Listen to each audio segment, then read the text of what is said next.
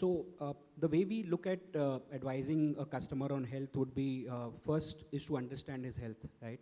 And who are the family members that are supposed to be covered.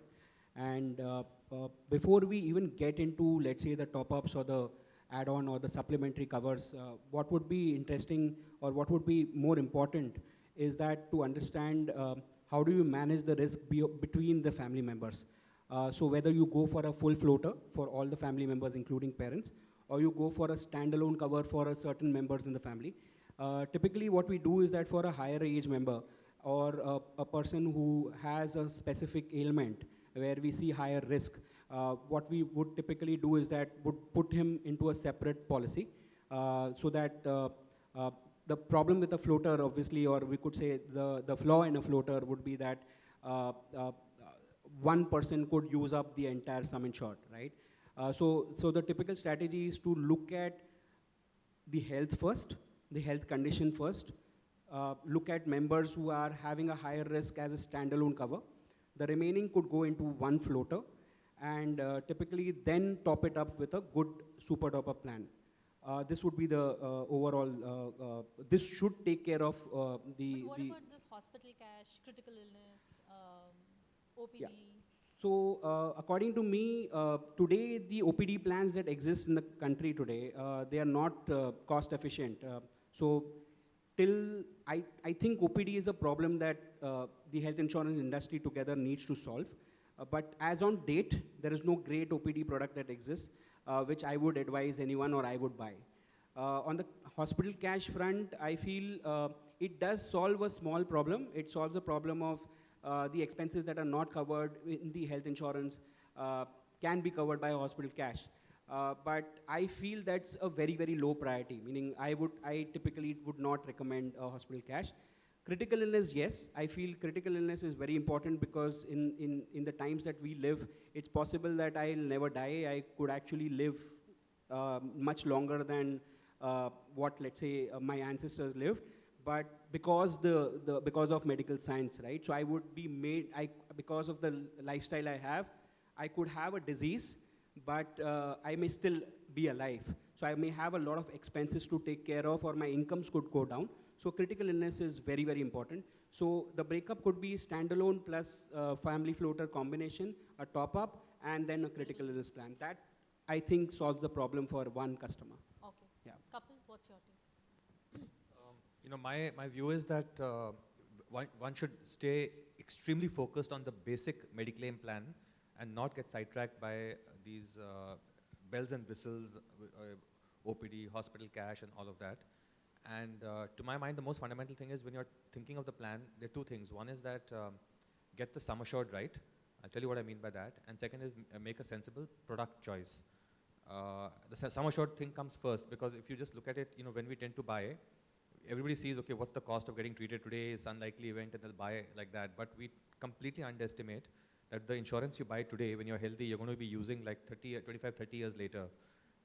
Since there's inflation of 20%, the cost of things are going to go up 5-6 times. So today, if you have a serious heart condition, you have a stent or something like that done, it'll cost you 8 to 10 lakh of rupees. That will cost you 40-50 lakh of rupees one day. Even today, if you get cancer, some of the frontline drugs will cost you 20 to 30 rupees for a cycle. And we underestimate that. So I would say put all your money into buying a high sum assured. Pick whatever structure, make sure that every individual can get that high sum assured, whether it's an individual policy or a family floater, it doesn't matter what works best. Get that sum assured right. On the products, I would just say focus on products that have a low waiting period for pre-existing diseases and which don't have these room rent caps and other caps in them. No sublimits, co-payments. Yes, without. And there are many such products in the market. Pick those and then just hold on to that.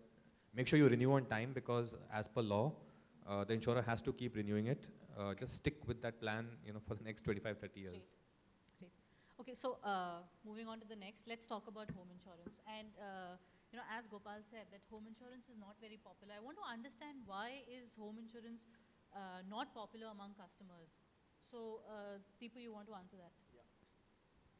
So, Deepti, this is one of our focus areas. So we did a, focused research on home insurance. The penetration in India is only around 1%. So we said, let's speak to the 99% who have not taken it. And two, three interesting factors came out from customers as well as from intermediaries. There were two, 3 points which came, as salient points from the customer research.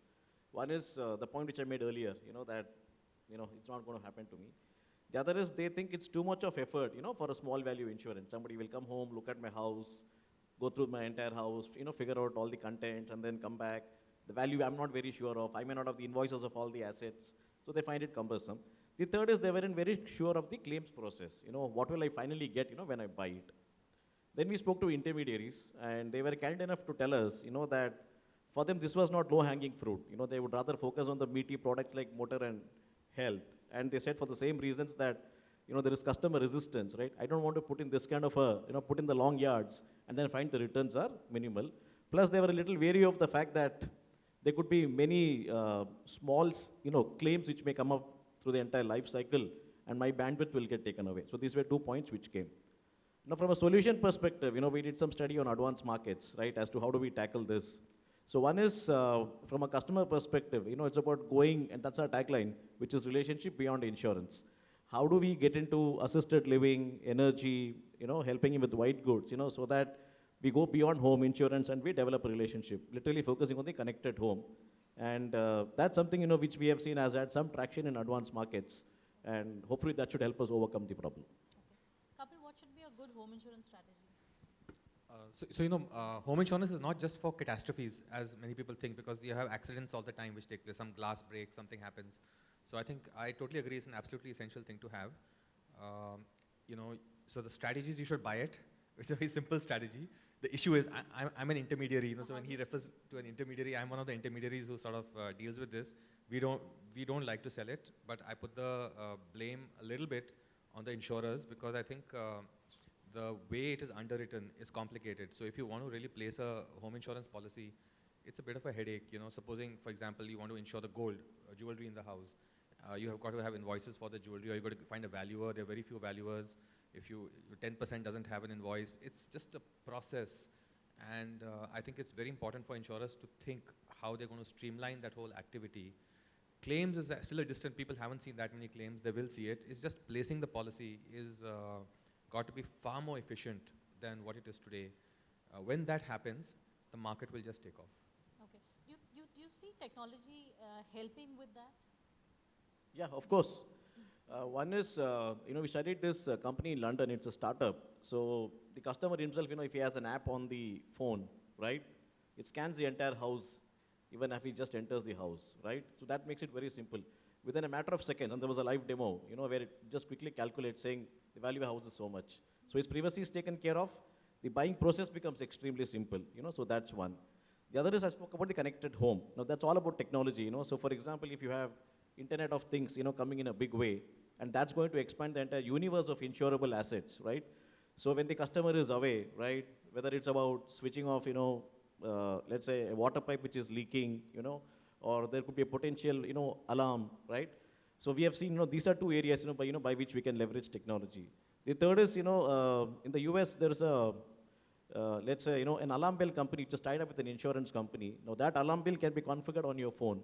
So sitting several miles away, you could figure out when somebody is trying to enter your house. So the insurance company gives you a discount if you buy the alarm bell. The alarm bell gives you a discount on the insurance policy if you buy the alarm bell. And it's working very well for both.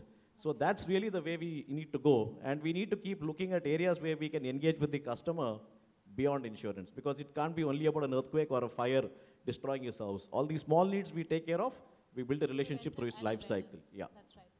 Mavi, do you see a role of technology in helping customers decide better?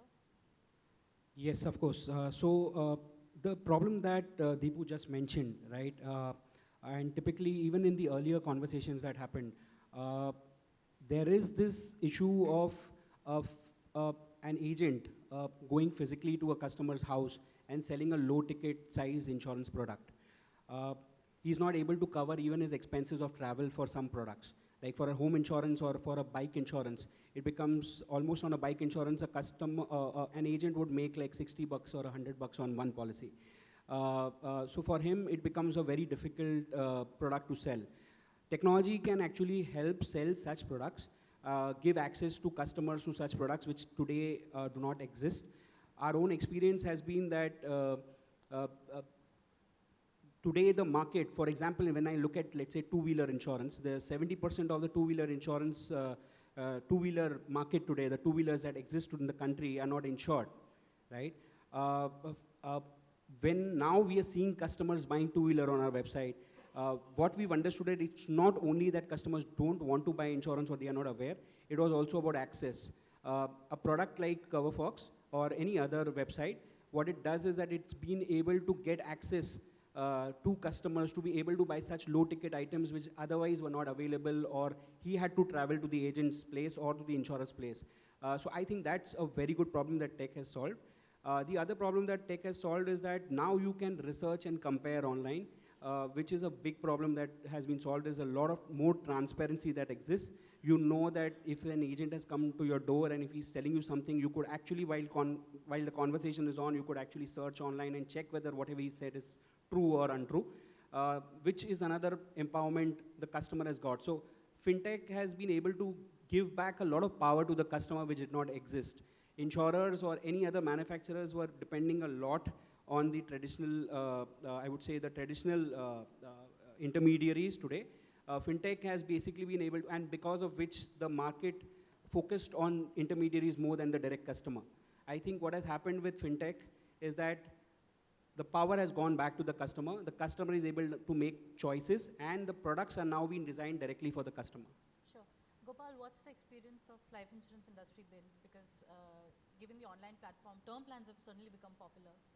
So what's the experience of life insurance industry? Yeah, so one is, I think with term we have seen success, but end of the day, so there was conversation about bundling of products as well. Anything that's complex can't be read and understood, say, in 2 minutes, doesn't work if it has to be online. So that's one reason we have seen term working reasonably well, not very well yet. So the other one we need to crack is, as the conversation was at the earlier panel, about making it paperless. No? So the day I think we can move to a 5.5-inch mobile screen or a 5-inch screen and say that in 4 screens you finish a life insurance purchase, and it's very simple then and there. I think that's where the tipping point will at least start coming in certain segments of the market. Okay, but what about data? Like when somebody is buying a policy online, they fill up the form themselves. So do you think the information that you get about a customer is better, is more? Oh yeah, absolutely. So I hope Kapil will validate that. So what we have seen is that when someone is coming online and trying to buy, they disclose things which you don't even want them to disclose. Even the smallest things get disclosed. When it largely comes through an intermediary, and I'm talking about standard intermediaries, yes, that's where lots of things don't get disclosed. That's where it gets into a repudiation problem later on. So our experience has been when someone comes and buys direct, the disclosures are very high level. And also as a result, there's a slightly different point I have with Priya is that in term insurance, therefore, we have seen customer retention running at 95% every year, year after year, for now almost 7 years now. In unit linked, we see at the end of the lock-in period of 5 years, there's a sudden cliff and people just take the money and go off. Who is driving the behavior, we can debate that. So that's other experience we have seen in term. Kapil, I want to ask you, do you think technology is being used well in claims settlement? Or do you think that's an area that needs improvement or a greater adoption of technology? I think there's a lot. His question is more the general health insurance or life insurance? Both, but you Yeah. want to talk about health because I think that's. So in life insurance is a little less frequent because the claims That's right. seldom happen and there's a maturity. It's much more in general insurance that it's relevant. And I think there's a long way to go there in terms of how claims are settled online. There's still a lot of paperwork that happens. There's still, in many cases, a surveyor needs to be appointed. If I look at the way the cashless system works in a hospital, I see all these guarantees of certain clearance in a certain number of hours and all that, but practically it doesn't work like that. We get a lot of calls about somebody waiting in the hospital at the discharge point, and the sort of approvals are not coming through and all that. So I think everybody in the system is operating on different technologies. The hospital has its own technology, the insurer has its own technology. Sort of we as intermediaries are working on a different platform. They're not talking to one another, so it's the old-fashioned emails going around. That process is broken. And I think the person who creates a platform which the industry can use for claims, I'm talking of health insurance claims, but by extension the other claims as well, will build a very valuable business. Okay, great. Yeah, so I think that's all we have. Yeah, sure. Yeah. So- We have like just Yeah. maybe 1 minute more. So Kapil is right, and what we have done, just recently we launched something, whereby we've empowered customers. So what customers do is they can click photographs of their damaged car and send it to us, and then we assess it, and we make the payment in 20 minutes. Okay, great.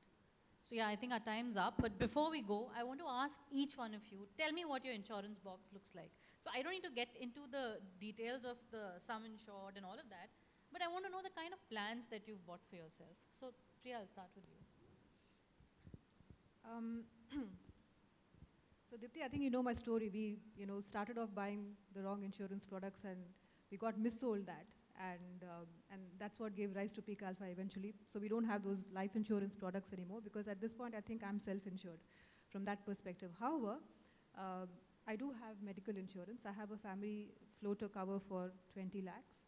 I also have another cover which has a deductible of 20 lakhs, but I have an overall top-up you of mean. 50. So overall, I think I have about a 70 lakh health cover for precisely the same reasons that Kapil mentioned earlier, that you don't require it right now, but you would require it much later in your life. And if medical insurance premiums are increasing by 25% every year, the costs, are increasing by 25% every year, you need to make sure that you're covered for the future, not today. So that's one area in which I am overly cautious. I have a lot of cover there, but I don't have life cover. Okay, couple, I- like a quick.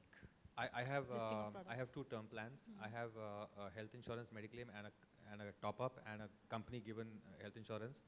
I have a personal accident insurance which I don't need because someone from his company is a very good salesperson and sold it to me. I have that, and of course I have the motor insurance. No home insurance? I have a home insurance as well. That's right. Yeah. Gopal. So in addition to what the employer provides as term and health, I have a personal term insurance covers.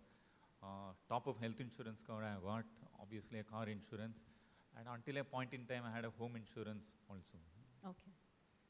Yeah, so term plans, motor insurance, home insurance, and in health, the entire set I spoke about.